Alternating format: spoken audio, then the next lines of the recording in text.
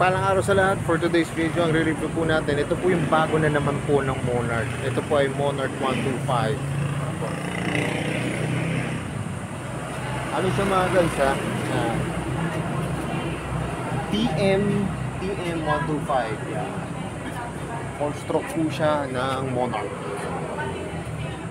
Yeah mga guys. Pero pag bago pa lang po kayo sa aking YouTube channel, pa-subscribe naman po at pahit ng notification bell para updated po kayo sa aking mga videos. Tara mga guys, simulan natin ito review. So yung mga guys, simulan natin itong review. Ito po yung Monarch TM125 mga guys. Simulan po natin sa gulong. Ang gulong po niya ay 2.75 by 17 po mga guys. Tapos ang tatak po nito ay U1C. Tapos kita nyo naman yung kanyang front shock. Yan. Glossy na kulay gray po, pati yung kanyang drum brake mga guys. Tapos yung spike, kita nyo ang ganda po ng spike, makakita talaga. Tapos ito po yung kabilang side, drum brake po siya. Yan. Glossy po siya, maganda guys pag nasisinaga ng araw, napakakitang kita mo parang yung gloss niya, meron siya mga glitters sa loob. Tapos ito po yung kanyang fender sa harap, yan, black po siya na glossy red. Tapos mga guys, yung kanyang headlight, ayan po, halogen, tapos bulb type po. Ay mga guys, ano to? Ay parang siyang LED nga po ayan. Na yung classic look po, rectangular po. Tapos mga guys, ito po yung kanyang gulong sa likod.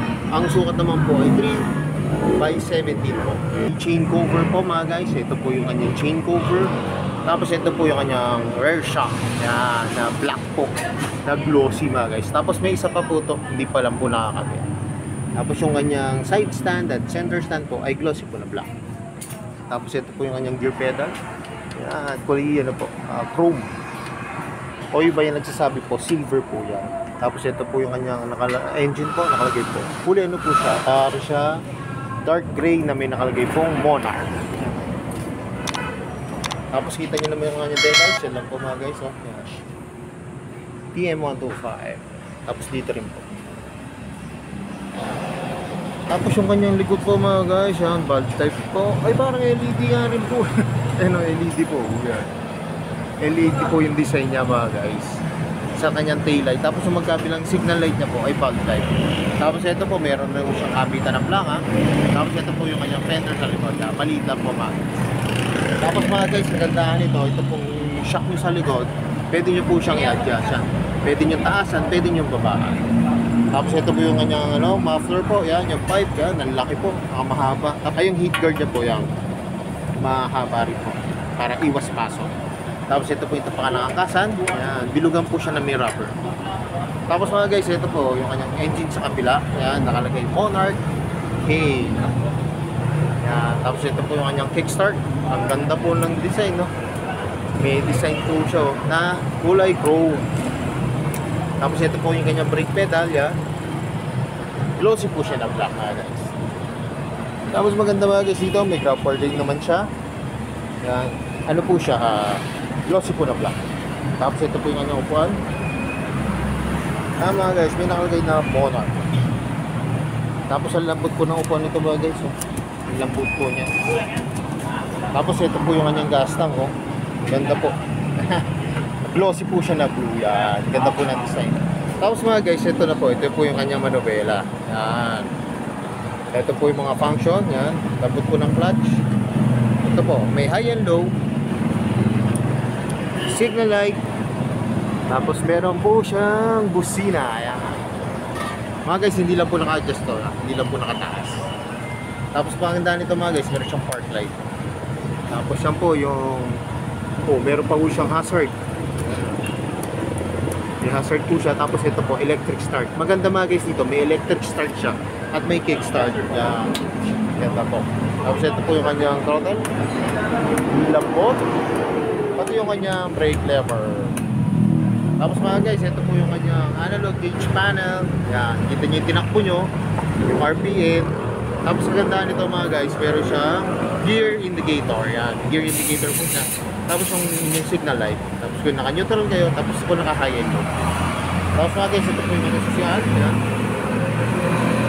Ang ano lang naman po nito ay yung kung ilalak nyo po yung manubela, tapos i-start nyo mga guys. Tapos ito po yung susi niya.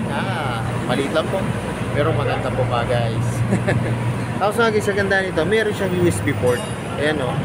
May USB port po siya. Pwede kayong mag-charge. Hindi na po kayo malolobat. Yan.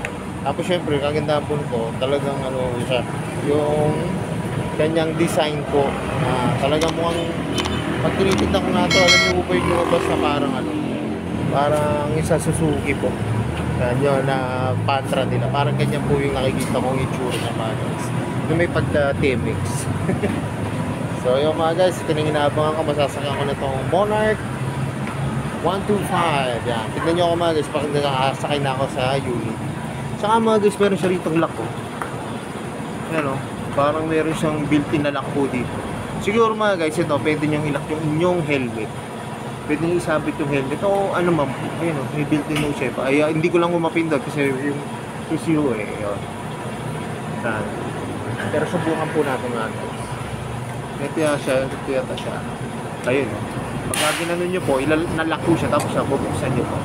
Pwede kayo magsabit dito mga guys. Kung ano man pwede nyo Siguro, tingin ko mga guys, helmet eh. Helmet ang pwedeng isabit dito. Ano man po. So yung mga guys, ito na yung nabang ako. Sasakyan ko na to Monarch 125. Tara mga guys, tignan nyo ako pag nakasakay na ako sa unit.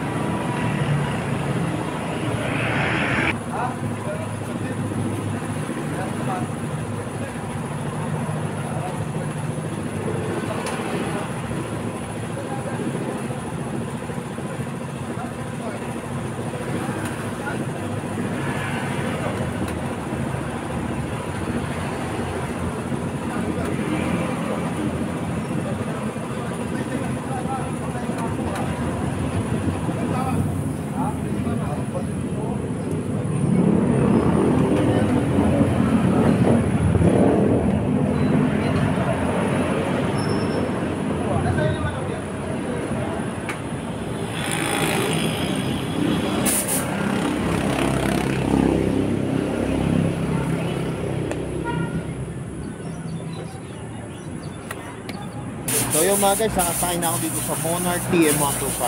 Mga guys, sa gandaan po dito, yung position nyo upright. Tapos syempre, yung kanyang function po sa manobela, yan, napakaganda po kasi yun nga po, lalo na po sa mga beginners sa clutch, yan, marami po silang dito. Yung friendly user friendly po to mga guys, user friendly, madali pong maintindihan yung mga function niya po. Tapos syempre, classic po na pag Patra, ito po ang kanyang gauge panel. Tapos nakaganda rin po, meron po siya rear indicator mga guys. Tapos kanina kung mapapansin nyo, halos abot ko mga guys yung pero isa pa lang po kasi yung shock eh. Yeah. Isa pa lang po kasi yung shock na. Pero pag ako nagdalawa to, baka mataas po lang kami to. Pero ayos lang po mga guys, lalo na kung gagawin nyo naman po siya pang tricycle. Pero pag pang service nyo lang po, mas maganda po kung isa na lang po shock ang gamitin nyo mga guys.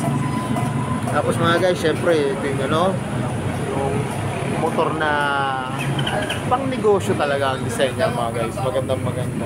At syempre alam ko ito na yung inaabangan nyo.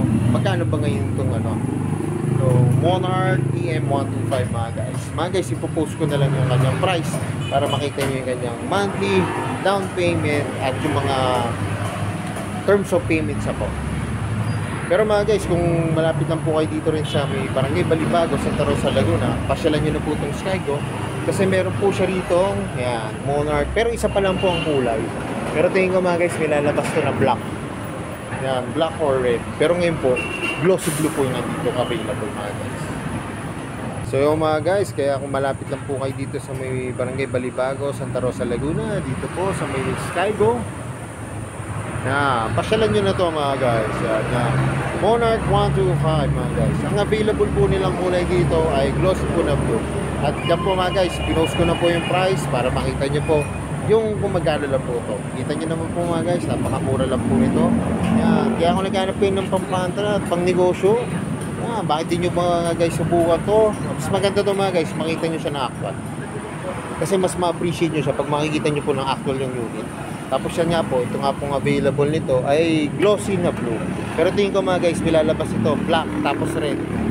Ano ko lang po yun ilan po ang nasa opinion ko. Kasi mga guys, sa ngayon, ito pa lang po yung available nilang kulay. So yun mga guys, hanggang dito na lang. Kung bago lang po kayo sa akin YouTube channel, pa-subscribe naman po at pahit ang notification channel para updated po kayo sa aking mga videos. At salamat nga po pala dito sa may Barangay Balibago, Santa Rosa, Laguna, dito po sa may Skygo. Yan. At nare-review ko po yung mga motor ko. More sales to come, at yan na lagi po sinasabi. Ingat po palagi, ride safe always, and God bless po. Palike and share namin po ng aking mga videos. Bye-bye!